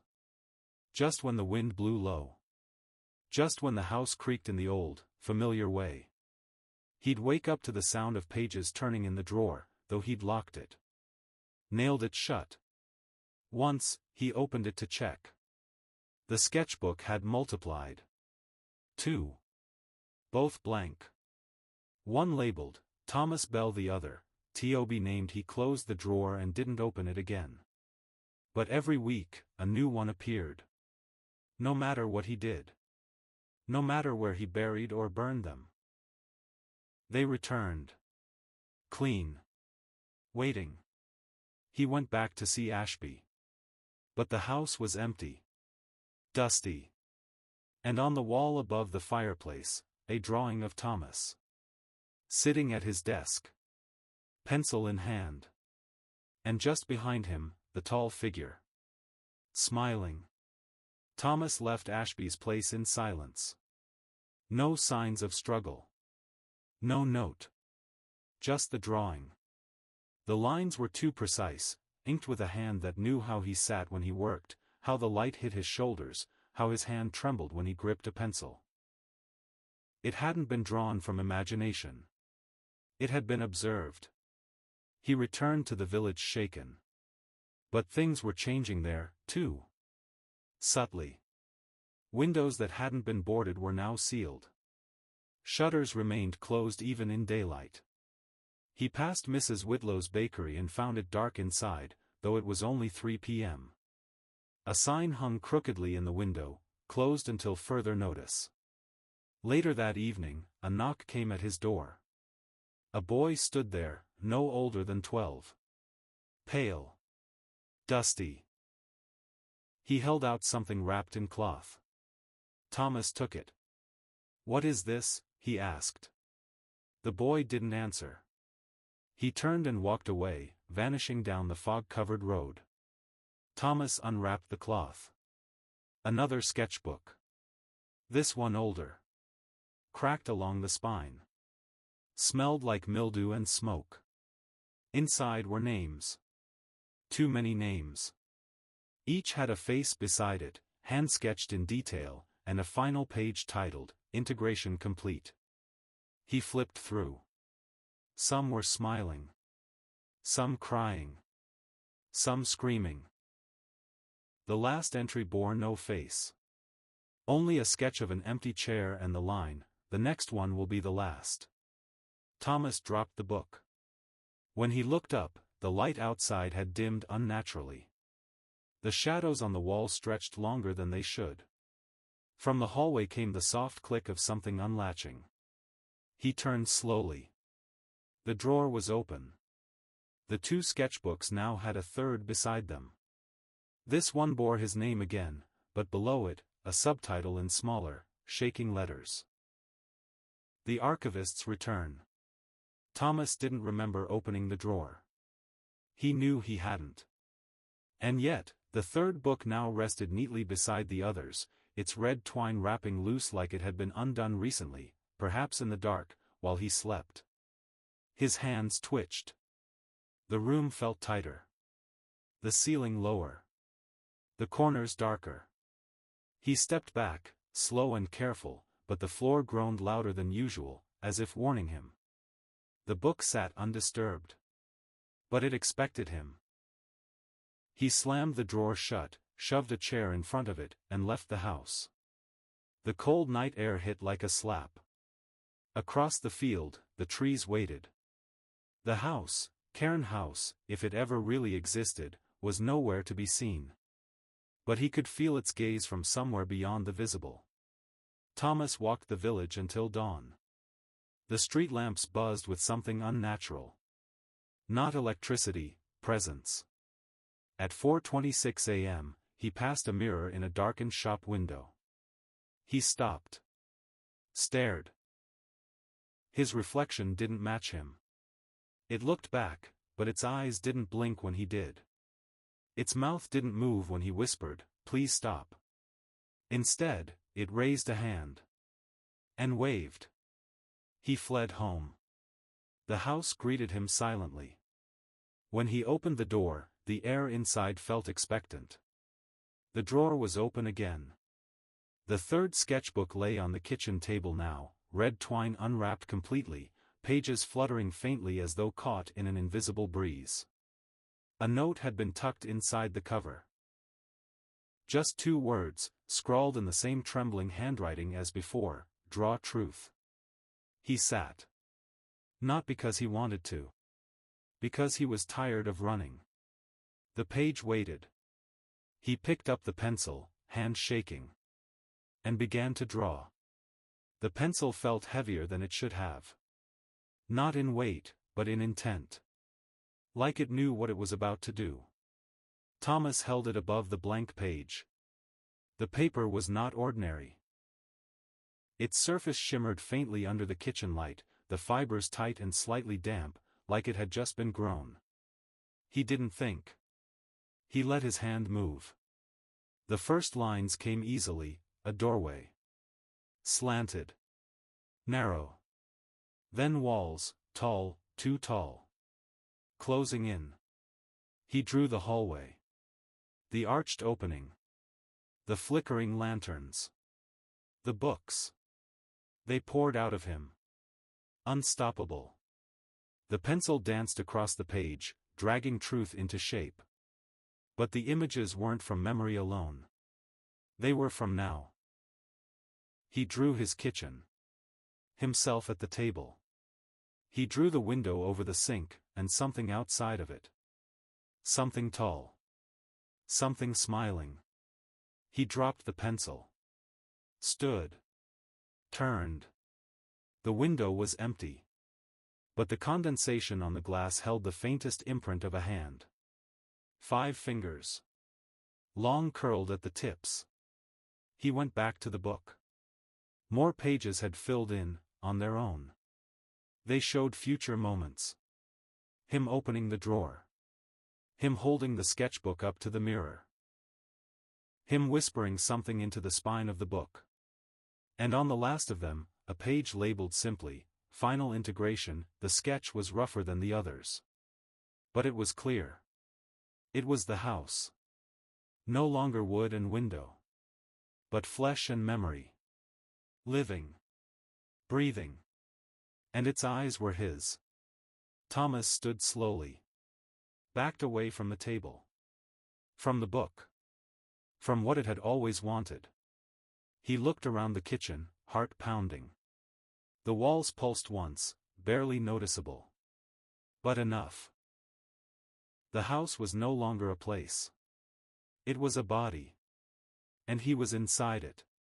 Thomas pressed a hand to the wall. It felt soft.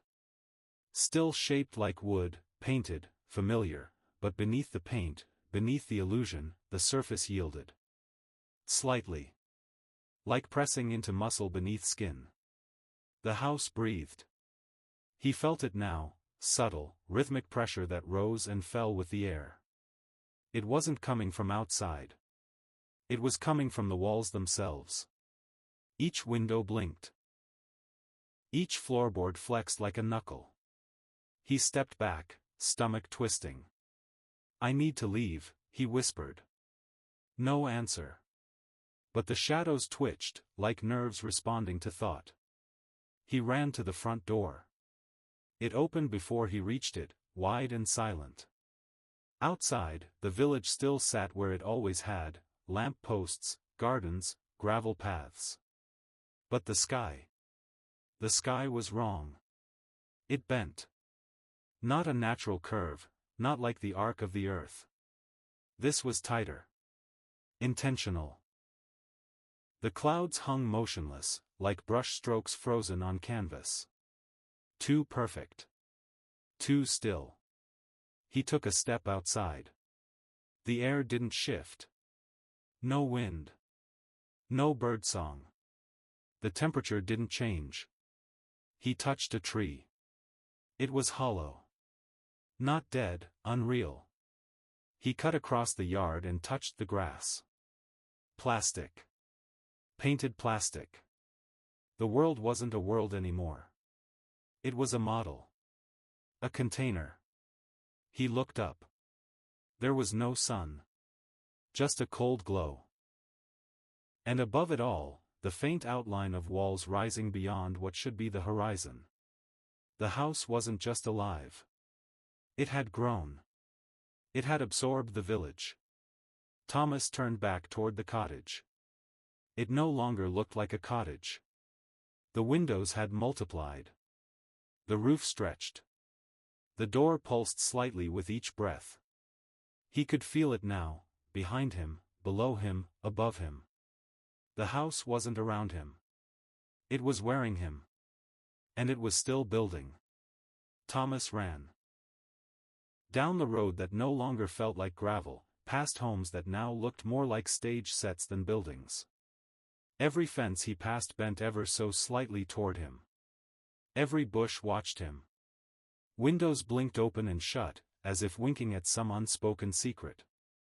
The village was folding in on itself. Not crumbling. Not collapsing. Closing. He passed the bakery. The inside was still and dark. On the countertop sat loaves of bread, but the bread had no texture, no weight. It was paper. Drawn. He tore off a piece and watched it flake like ash.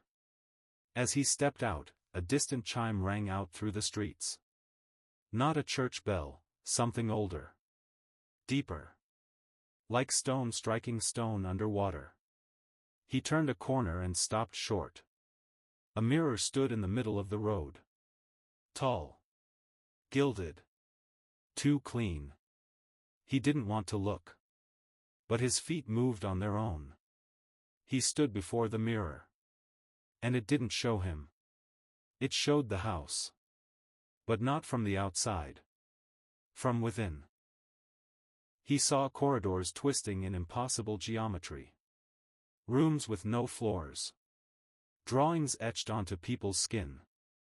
People who weren't screaming anymore. They had become part of the ink.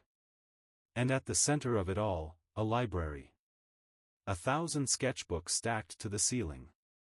He saw his own book, still growing, still writing itself, even as he stood there doing nothing. Then, the mirror shivered. Ripples moved across the glass. His reflection returned, but it wasn't him. It was the other Thomas. The one he saw emerge from the page.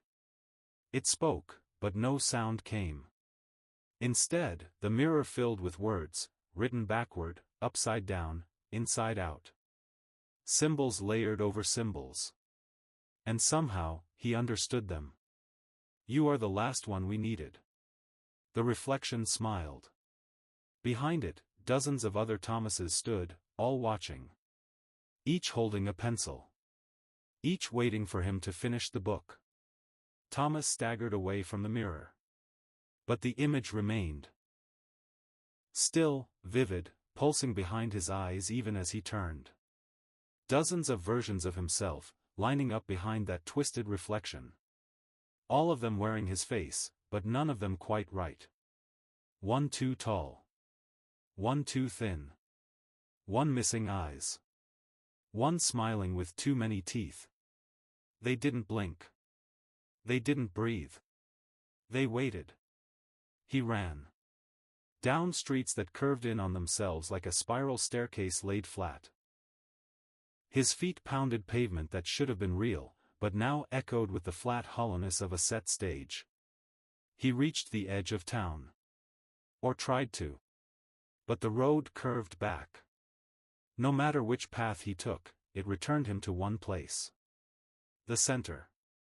He stood again in the heart of the village square.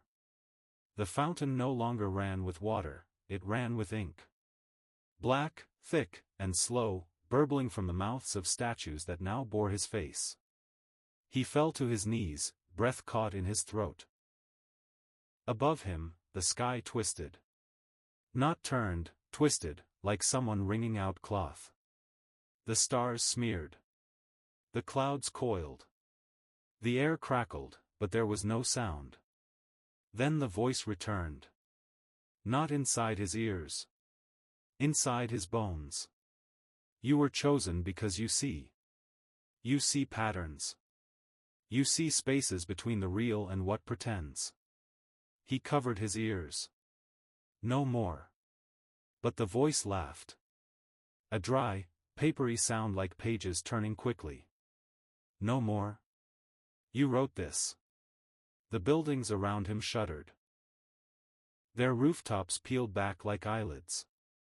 And beneath them, nothing. Just pages. White, turning slowly. Pages filled with his drawings. His words. His name. He stood and screamed. But the air caught the sound and turned it into script, letters unraveling into the sky, becoming part of the growing text that now surrounded him. He wasn't in a town anymore. He was in a book. And it wasn't done writing him yet. The ground beneath Thomas shifted again, no longer stone, no longer soil. It gave beneath his feet like wet canvas stretched too thin. His footprints left smears behind him, black and soft like charcoal. He tried to speak, but when he opened his mouth, ink poured out. Thick. Slow. His scream was a string of words now, curling in the air before evaporating into ash. The book was still writing him. Every breath, every heartbeat, every memory. He looked at his hands. His skin was thinning, stretching, lines and shading forming under the surface. Veins replaced with strokes. Wrinkles drawn into place. He was becoming illustration. He dropped to the ground, pressing his palms against it. It pulsed beneath him. The heartbeat of a greater author. The voice returned, closer now, as though it stood just behind his left shoulder. You've given shape to the shapeless. Now you are its ink. Thomas stood. The sky had turned white, endless page. The stars, black punctuation marks. He could feel the house inside him now, the corridors unwinding through his thoughts, doors opening in memory he hadn't lived yet. He began to walk again, because there was nothing else to do. And as he walked, the landscape changed with him. He passed the tree from his childhood yard. The one with the swing. It was a line drawing now, flattened into grayscale, the swing hanging still. He passed the street lamp he kissed under once. Just light and shadow now, no heat, no flicker. Every step brought him deeper into memory. But not his own, exactly. Drawn versions of events. Stories stitched together in charcoal and will. And then, he reached the final street. At the end of it, the chair. Not in a room now. Just, floating in the center of the empty page. It faced him. And seated in it, him. The other Thomas. Older. Smiling. Eyes black and endless. He raised his hand slowly. In it, a pencil. "We need a new archivist," the other said softly. "Someone to take the hand. It has to be you." Thomas's fingers twitched. The pencil appeared there, as if summoned. Waiting. Thomas stared at the pencil in his hand. It was warm. Too warm. Not like metal left in sunlight, but like skin. Like it had a pulse. The other Thomas watched patiently from the chair. No rush. No threat. Just expectation. The blank white sky stretched endlessly behind them. The world was gone. There was no floor, no ceiling, just page after page after page. Waiting. Thomas whispered, "What happens if I draw?" The other's smile didn't change. "Then the house has a voice again. Then it begins again. Then it's safe." For who? For the story. Thomas clenched the pencil. His eyes darted to the edges of the white around them, hoping for a tear, a flaw, a hole back into the world of color and taste and choice. But there was only page. And the pressure of being the last. He took a step forward. The chair didn't move. The other Thomas nodded gently. Every house needs its walls.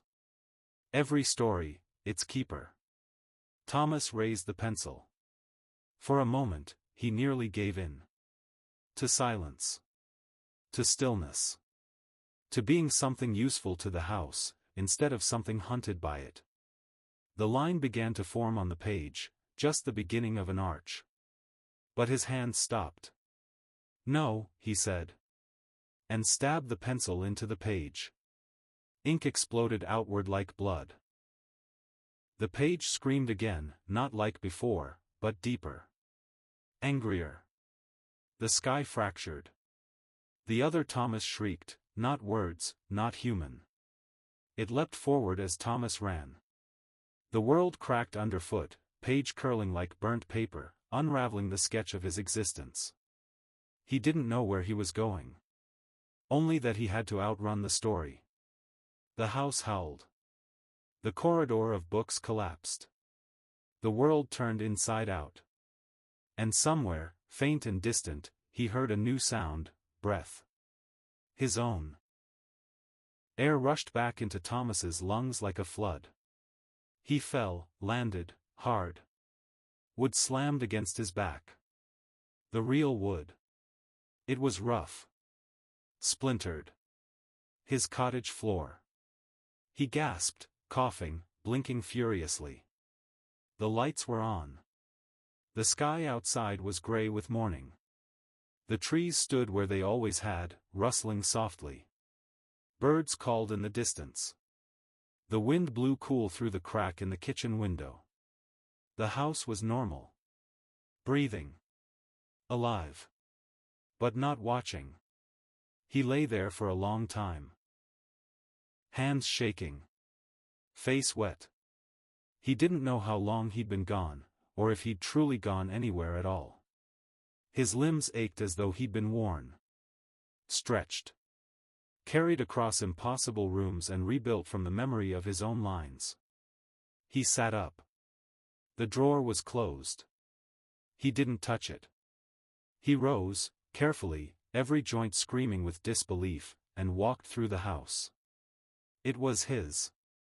The kitchen smelled like dust and coffee. The living room was full of stillness, not presence. The mirror reflected him, and only him. When he reached the bedroom, he stopped. On the bed, resting like a gift, was the sketchbook. Untouched. Clean. Closed. But this time, there was no red twine. No whisper. Just the book. And on the cover, written in plain, black ink, "Final Draft." Thomas sat beside it. His breath was steady. His heartbeat real. He lifted the cover. Blank pages. As far as he could tell. He reached for a pencil, hesitated. Then closed the book. Not today. Maybe not ever. He placed it on the highest shelf, out of sight. And for the first time in what felt like years, Thomas went outside. The wind touched his skin. And the world did not crumble. The sun rose higher.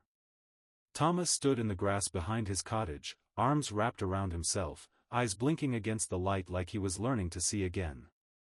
Everything looked sharper. Realer. The wind through the trees had a weight. The birdsong didn't echo. His shadow cast clean edges against the earth. He walked. Not far, just the border of the woods. No mist. No house. Just trees. Just leaves. He stood there for a long time, daring the house to come back. But nothing moved that shouldn't. Eventually, he turned and went inside. The cottage smelled clean now. The dust was gone. The drawer stayed shut.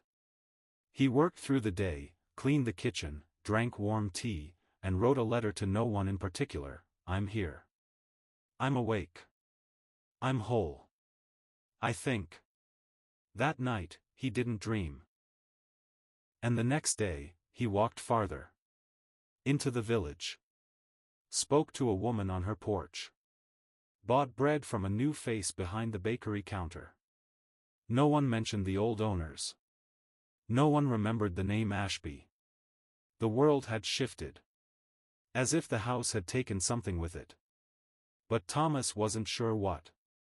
By the end of the week, the sketchbook was still untouched. He dusted around it but never opened it. Never picked up a pencil. He began leaving the cottage unlocked during the day. He let the light in. He started to forget. Until the 12th night. When he awoke, not from a dream, but from silence. Too still. Too complete. He sat up in bed and stared into the hallway. One of the walls had changed. Not cracked. Not drawn. Just stretched. Longer. Subtly. As if the house was making room. Thomas rose slowly, feet bare against the floorboards. The hallway wasn't just longer, it was wrong. The rug, normally 2 steps from bedroom to bathroom, now took 6. The pictures on the wall were too far apart. He reached for one, the small black and white photo of his father, and it was blurred. Not dusted. Unfinished. The air smelled faintly of paper again. He whispered, "No," but the silence deepened in response. He stepped back into the bedroom and shut the door. Pressed his back to it. Everything looked the same. But the air, it was listening again. He stared at the book on the shelf. The sketchbook. Final draft. Still closed. Still untouched. Still waiting. He approached it. Lifted it gently, hands trembling. It didn't feel heavy this time. It felt familiar. He sat at the desk. Opened to the first blank page. Nothing happened. No whispers. No movement. No pulse. Just paper. He reached for a pencil, and stopped. It was already in his hand. Cold. His fingers were already smudged with graphite. He hadn't drawn yet. Had he? He checked the second page. A faint shape had formed, just a square. No detail. But he knew what it was. The hallway. As it was now. He turned to the next page. A door. Not one in the cottage. Not one he'd ever seen. But he knew what it led to. Cairn House. Or what remained of it. Or what was rebuilding itself inside him. He snapped the book shut. The floor creaked, softly. Then again, louder. Footsteps. In his hallway. Measured. Even. Not approaching. Not retreating. Waiting. He whispered to the door, "Who's there?" No answer. But beneath the silence, a word rose like fog from beneath the floorboards, "You." Thomas didn't move. He stood by the desk, frozen, sketchbook clutched to his chest. The footsteps had stopped, but the presence hadn't. It pressed against the bedroom door like humidity, thick, invisible, undeniable. He stepped forward. Pressed his ear to the wood. Silence. But felt silence. Like breath held just inches away.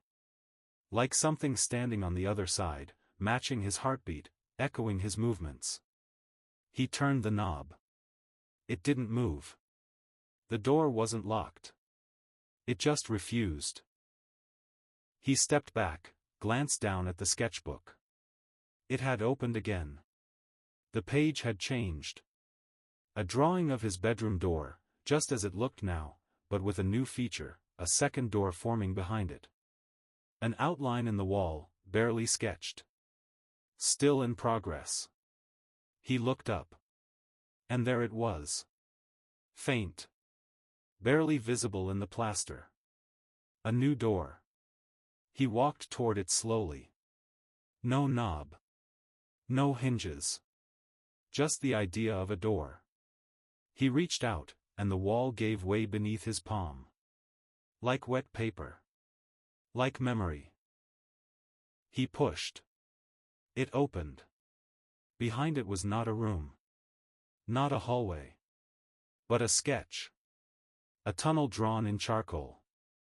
Curving downward. Spiraling. Drawn in unfinished strokes, still forming as he looked at it. And faintly, far below, he saw himself. Not the other Thomas. Him. Already walking. Already descending. Already drawing. He stepped back. Slammed the secret door shut. The wall reformed. But the sound of pencil on paper didn't stop. It was coming from the walls now. From inside them.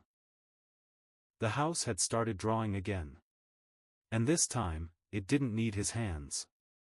The scratching continued through the night. Steady. Methodical. Like a pen dragged slowly across ancient parchment, etching out a story that had already happened, or was happening again. Thomas sat with his back to the door, staring at the bookshelf. The sketchbook sat in the center now, though he hadn't placed it there. Pages fluttered occasionally, as if a breeze stirred the air. There was no breeze. The walls were breathing again. He could hear it, the faint inhale of plaster, the slow exhale of wood grain stretching. He whispered into the silence, "Stop." The scratching didn't stop. He shouted, "Stop." And for a moment, it did. Then, screch. A new sound. Deeper. Rougher. Like something dragging a nail the length of a wall. Not drawing anymore. Tearing. He stood. The walls were darker now. Not dirty, charred. Ash drifted from the ceiling in soft flakes. He opened the bedroom door. The hallway had collapsed. Not physically, but spatially. Where once it stretched 6 steps, now it spiraled, turning in on itself like the inside of a seashell. A loop that narrowed the farther it went. He saw the chair again. Standing at the end. Empty. And then, as if time reversed, he watched himself sit down. Not the other Thomas. Him. From earlier. From before he had ever left the house. The house wasn't pulling him into a new story. It was rewriting the old one. Looping it. Editing. Perfecting. He turned and slammed the bedroom door shut. The scratching returned. Only now it was coming from the floorboards beneath his feet. He dropped to his knees, pressed an ear to the ground. And heard something he hadn't heard in weeks, breath. Not his own. Slow. Heavy. And rising. Thomas backed away from the floor. The breath beneath it was slow and massive, the kind of breath that could only come from something older than rooms. Not animal. Not human. A rhythm learned from the belly of the earth, deep and steady, like the house had lungs the size of cities. The wood beneath his feet pulsed once. Warm. He stepped away. And then, cracks. Thin, spiderwebbing fissures split the floorboards in front of him. From the largest gap, a dark line of ink began to seep upward, slow and steady like sap from a broken tree. It formed a shape. A spiral. Just like the hallway had become. Thomas ran to the desk. Threw the sketchbook open. It was on a new page now. A drawing of him, in the bedroom, watching the floor open. The figure in the sketch wore his expression perfectly, panic and awe. His hands were clenched. His eyes wide. And behind him, rising from the crack in the floor, was a shape he hadn't yet seen. Not clearly. A suggestion of arms too many. A face made of doors. And an eye drawn across its chest. A single, unblinking eye.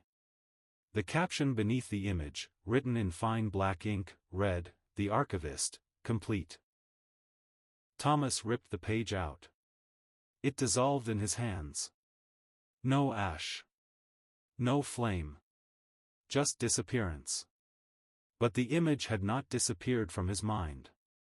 He knew now what the house had been doing. It had never been trying to trap him. It had been using him, each drawing, each decision, every act of resistance or surrender, all of it feeding the final creation. It hadn't wanted a man. It wanted a vessel. A book it could walk in. The floor split wide. Ink sprayed. Something was rising. And it had his face. But drawn in wet, fresh lines. The thing that rose from the floor was not born. It was written. Thomas could see it, line by line, its shape emerging in strokes of shadow and ink. It wasn't growing as flesh does, it was being authored, drawn into 3 dimensions by some unseen hand still holding the pen. Its face, his face, was unfinished. Eyes like deep pencil smudges. A mouth like a sentence left open. Limbs tapering into lines that flickered when looked at too directly. It turned toward him. The air behind it warped, bent like light on hot pavement. Thomas backed away, stumbling against the desk. His fingers found the sketchbook again. Flipping pages. Each one now showed a moment only seconds before, he and the creature, circling each other in real time. The book wasn't recording anymore. It was predicting. 1 page ahead showed the creature's hand stretched toward him. 2 pages ahead showed Thomas kneeling, head bowed. 3 pages, he shut the book. "No," he said, breathing hard. "Not again." The thing cocked its head, mimicking him. It didn't speak, but the house did. From the walls. The ceiling. The floor. "One of you must finish the draft. One of you must become the page." The thing took a step forward. Its feet didn't touch the floor, it hovered slightly, like it had forgotten gravity. Like it had never been taught how to exist properly. It raised its hand. Thomas looked down. The pencil was in his palm again. He hadn't picked it up. It just was. He turned toward the wall beside him. Blank. Waiting. "If I draw," he whispered, "will you stop?" Silence. Then, from beneath the floorboards, "No," he faced the thing. His unfinished twin. The one the house had been building. He realized now what he had to do. He didn't have to draw the next scene. He had to change the story. He raised the pencil. The creature lunged. And Thomas began to write. The pencil moved faster than his hand should allow. Thomas didn't sketch. He rewrote. Lines spilled across the wall, not just images but symbols, marks that unwrote the things the house had layered over his life. A circle for memory. A line through it for loss. A figure standing upright, alone, not watched. Behind him, the creature froze. Its limbs jittered, pulsing between full form and flickering lines. Its mouth gaped wider, an erasure spreading across its jaw like a deleted word. Thomas kept drawing. The hallway. The cottage. But before the house came. Before the footprint. Before the whisper. Just walls. Just quiet. The house moaned. A sound like paper folding in on itself. The walls rippled. Ink began to drip from the corners of the ceiling, curling in on itself like scorched letters. The voice came again, strained and trembling now, "You cannot unwrite what is remembered." Thomas didn't respond. He drew a door. Not an arched one, not the kind the house wanted. A simple rectangle. His front door. He drew it open. And on the other side, light. Unfiltered, unbending. The creature screamed. Or tried to. No sound came. Only blanks, carved into the world like unspoken words. It lunged, and Thomas turned the pencil on it. Drew a line across its chest. A single cut. And the thing came apart like a sketch soaked in water. Its edges bled. Its form undid itself. Fingers dissolved into scribbles. Limbs slumped into shadow. Its face, his face, smiled one last time. "You were always the pen," it whispered. Then it was gone. Nothing remained but the smell of dust and graphite. And silence. Real silence. Thomas stood alone in the cottage. The walls were still again. Not frozen, peaceful. As if the entire house had exhaled after holding its breath for years. The sketchbook lay closed on the floor beside him. No pages fluttered. No ink bled. Just silence. He turned a slow circle, half expecting the windows to blink or the doors to bend. But nothing happened. He approached the front door. It opened without sound. Morning light touched the floor. Grass swayed. No mist. No eyes. He stepped outside. The air was sharp. Crisp. Real. The wind made no promises. The trees stood still, but not tense. He walked into the village. Every footstep felt like a choice. Not something written. Not something planned. The bakery was open again. New faces smiled at him. No one asked where he'd been. No one remembered the other house. But Thomas did. He always would. That night, back in the cottage, he returned to the shelf. The sketchbook was gone. Only a single page lay in its place. Blank. No title. No markings. He held it up to the candlelight. And saw faint pencil beneath the surface, an impression, left by pressure. A trace of something once written, now erased. He didn't try to read it. He let the page go. The window was open. The wind took it. He sat at the desk and watched the sky darken. And for the first time in weeks, he thought of nothing. Not the house. Not the voices. Not the lines. Just the now. Weeks passed. The wind carried summer into autumn. Leaves gathered along the cottage path. The fireplace warmed the evenings. The village settled into its rhythm, market days, quiet nights, distant music from open windows.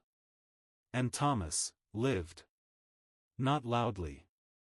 Not fully. But truly. He still walked to the woods.